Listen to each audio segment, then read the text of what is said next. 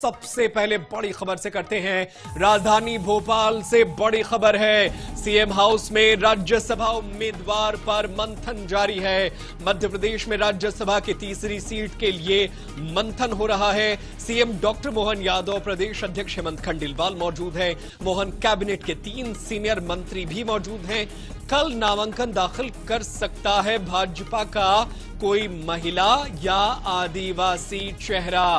तो इस वक्त की बड़ी खबर राजधानी भोपाल से आप तक पहुंचा रहे हैं। दरअसल आपको बता दें कि मध्य प्रदेश में राज्यसभा की 3 राज्यसभा सीटों के लिए चुनाव होने हैं, लेकिन उसमें एक और उम्मीदवार बढ़ने वाला है, यानी टोटल 4 उम्मीदवार जो है वो मैदान में हो सकते हैं। तीसरे उम्मीदवार के लिए भाजपा मंथन करते हुए नजर आ रही है। और चलिए इसी खबर पर ज्यादा जानकारी आप तक पहुंचाते हैं और सीधे रुख कर लेते हैं हमारे ब्यूरो प्रमुख अनुराग मालवीय का, जो भोपाल से पल पल की तमाम खबरों की जानकारी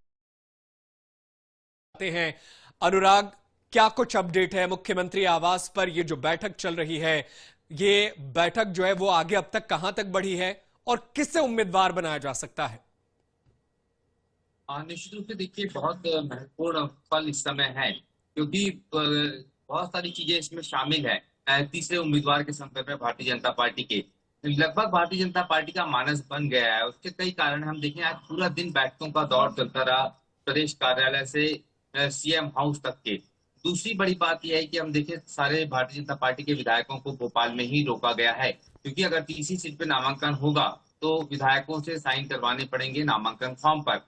चौथी बड़ी बात यह है कि चूंकि कांग्रेस की उम्मीदवार महिला है, मीनाक्षी नटराजन है, और भाजपा ने जो अपनी पहली सीट थी वो पहले जो थी आदिवासी चेहरे के पास थी, सुमेर सिंह सोलंकी के पास, उनके बदले सामान्य चेहरे को मौका दिया है। तो भाजपा कोशिश कर रही है कि समीकरण गणित जम जाए, विधायक जो है अगर 6-7 कांग्रेस के टूट जाएं तो सारी भरपाई कर ले और एक महिला आदिवासी उम्मीदवार को उतार कर इन दोनों वर्गों को साधने की कोशिश करे। और खूब इसको लेके जो है इस समय मंथन चल रहा है, पूरी कोशिशें हैं।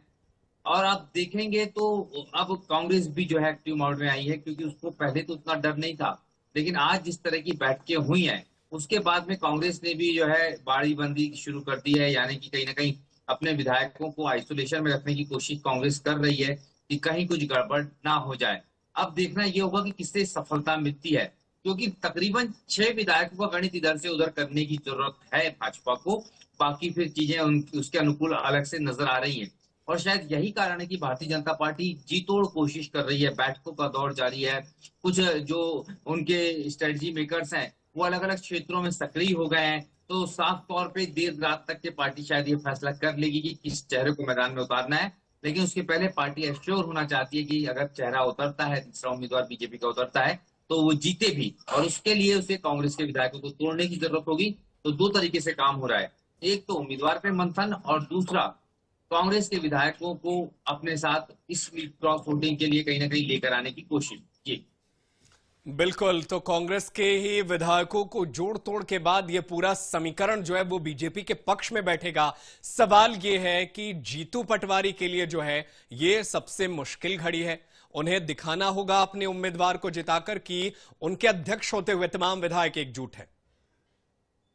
देखिए, बड़ी शानदार बात आपने कही कि जीतू पटवारी के लिए बड़ी अजीबोगरीब घड़ी भी कह सकते हैं, मुश्किल घड़ी तो है ही, क्योंकि मीनाक्षी नटराजन एक ऐसा चेहरा है जो राहुल गांधी की बेहद करीबी है। ऐसे में अभी फिलहाल संख्या बल होने के बावजूद अगर मीनाक्षी नटराजन हारती है तो सबसे ज्यादा मुश्किल 2 चेहरों की पड़ने वाली है, एक जीतू पटवारी और दूसरे उमंग सिंघार, क्योंकि उमंग सिंघार विधायक दल के नेता हैं, कांग्रेस के नेता प्रतिपक्ष हैं, और कांग्रेस के प्रदेश अध्यक्ष हैं जीतू पटवारी।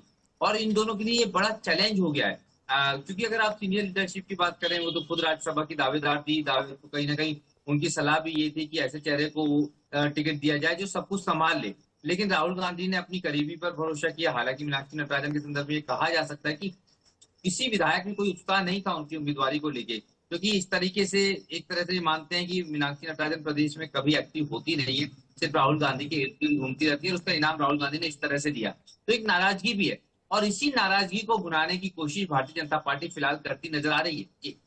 बिल्कुल, लेकिन अनुराग, एक चीज कहा जाता है कि राज्यसभा वो जगह होती है जहां बीजेपी कई बार बिल को पास कराने के लिए मुश्किल का सामना करती है। उस चीज को अमित शाह ने टारगेट कर लिया है। बिहार में भी देखा उन्होंने, एक एक्स्ट्रा जो था राज्यसभा सीट वो ले आए। झारखंड में भी देख रहे हैं हम, वहां पर भी अपने उम्मीदवार को जिताने के लिए किलेबंदी चल रही है। और मध्य प्रदेश में यही हाल है, यानी फोकस है कि राज्यसभा की जो जितनी सीटें आ सके वो लाई जाए ताकि मुश्किल ना आए राज्यसभा में।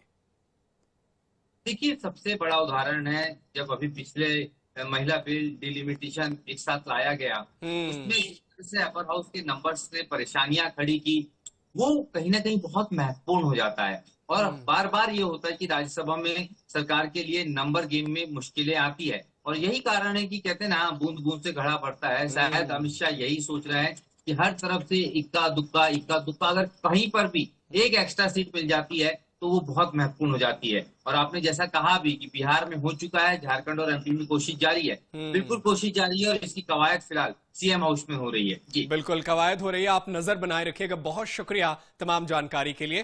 तो राज्यसभा चुनाव को लेकर के नई रणनीति कैसे काम करेगी, इसको लेकर के तैयारी चल रही है। और राज्य की जो राजधानी है भोपाल, वहां पर यह बैठक चल रही है। देखना होगा कि कौन से नए नाम का ऐलान किया जाता है जो उम्मीदवार उतरेंगे और कांग्रेस का खेल बिगाड़ सकते हैं।